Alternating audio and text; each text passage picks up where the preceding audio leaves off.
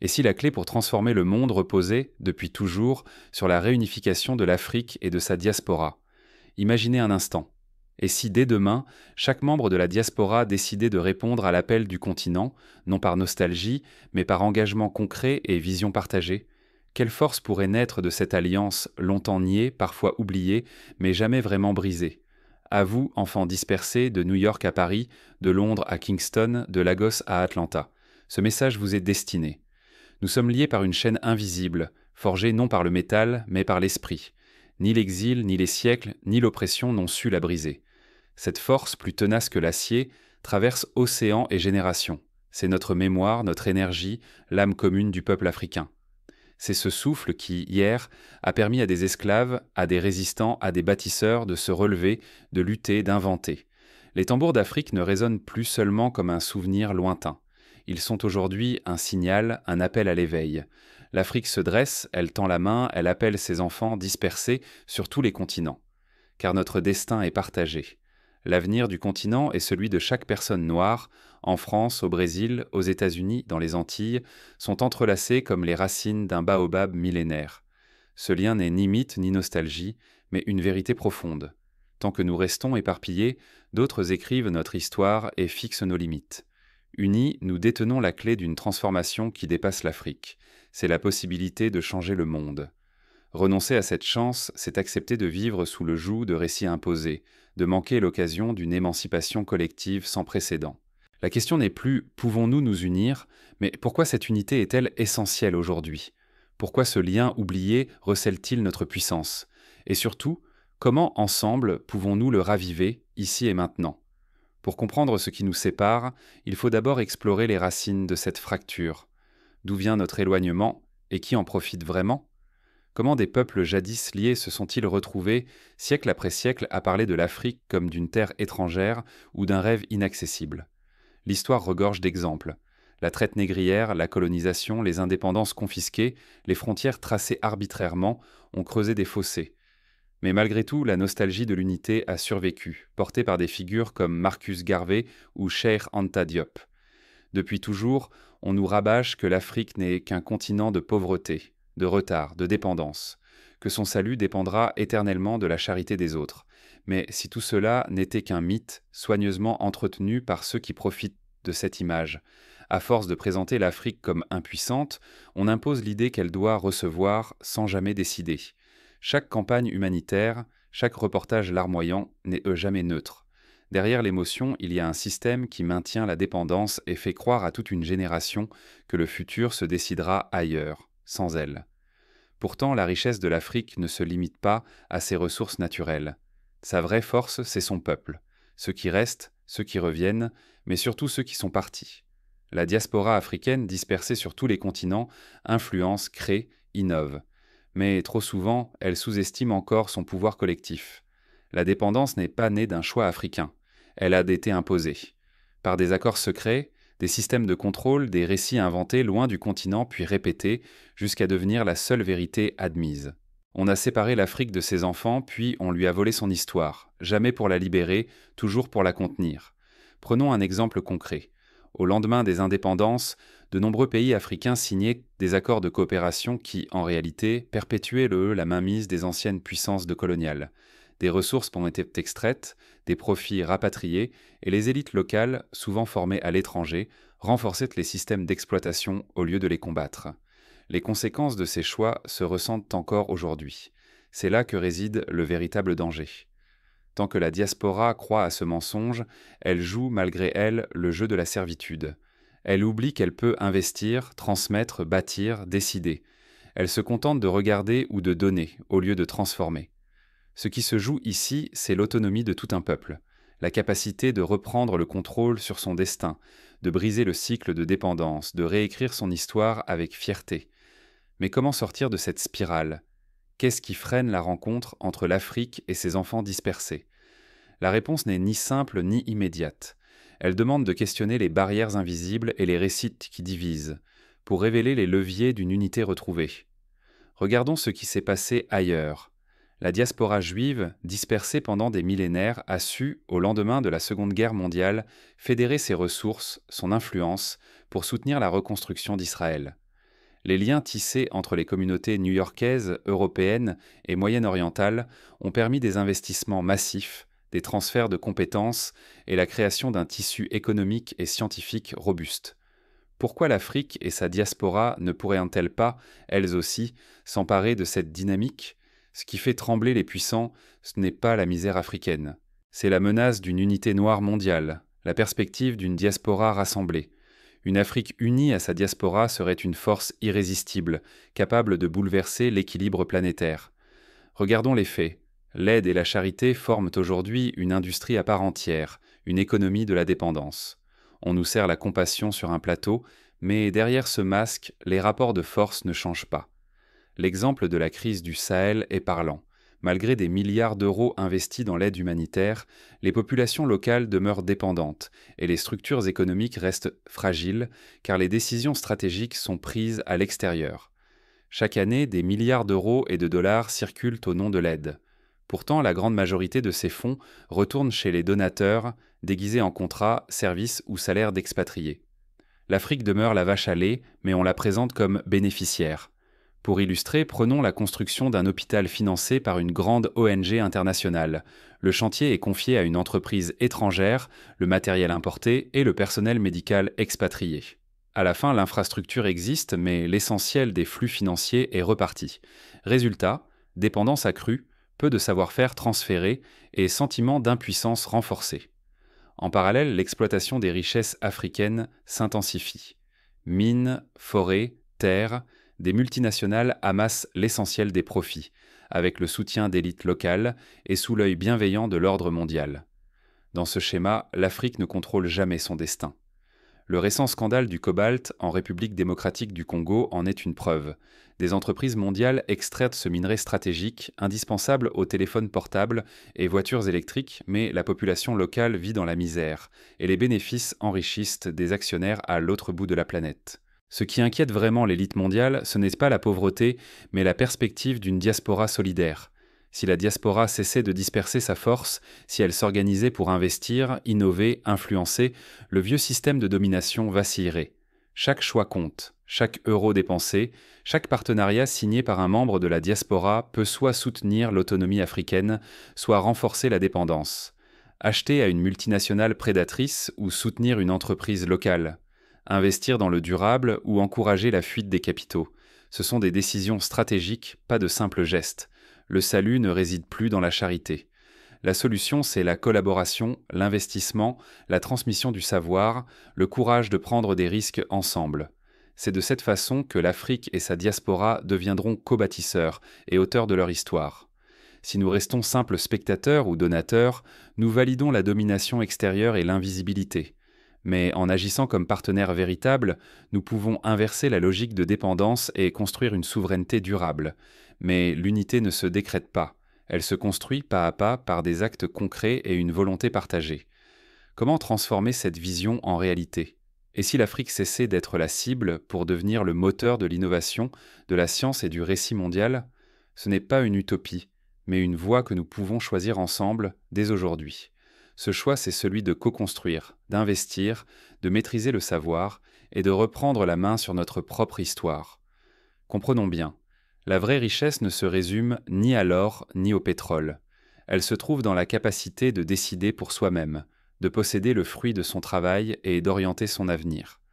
Tant que d'autres écrivent notre histoire et détiennent les leviers, nous restons prisonniers de leurs regards, soumis à leur validation, dépendants de leurs intérêts. Pourtant, la diaspora africaine possède des ressources colossales, encore trop souvent sous-exploitées. Savoir, expertise, réseau, influence médiatique, capital, ces forces dorment tant que nous restons dans la logique de l'aide isolée, au lieu de bâtir des partenariats solides et durables. Ce potentiel, une fois mobilisé, peut tout bouleverser. Regardons l'exemple du Nigeria et de ses diasporas. Chaque année, les transferts d'argent des Nigérians vivant à l'étranger dépassent les investissements directs étrangers. Mais si ces sommes, au lieu de soutenir uniquement des familles, étaient mutualisées dans des fonds d'investissement panafricains, le continent pourrait financer ses propres infrastructures, ses propres universités, ses propres entreprises transtechnologiques. Partout surgissent donc déjà des exemples qui prouvent la puissance de l'union et de l'investissement. des hôpitaux édifiés et financés par des médecins noirs, des plateformes numériques conçues par des ingénieurs africains, des médias panafricains qui renversent la manière dont le monde nous perçoit. Ces initiatives ne sont pas des exceptions, ce sont des signaux, des éclaireurs du possible. Par exemple, la société Andela, fondée par des entrepreneurs nigérians et soutenue par des investisseurs africains-américains, forme des milliers de développeurs en Afrique et les connecte à des entreprises du monde entier. Ce modèle crée de la valeur locale, exporte du savoir-faire et bâtit une image nouvelle de l'Afrique, celle d'un vivier de talents, non d'une terre à plaindre.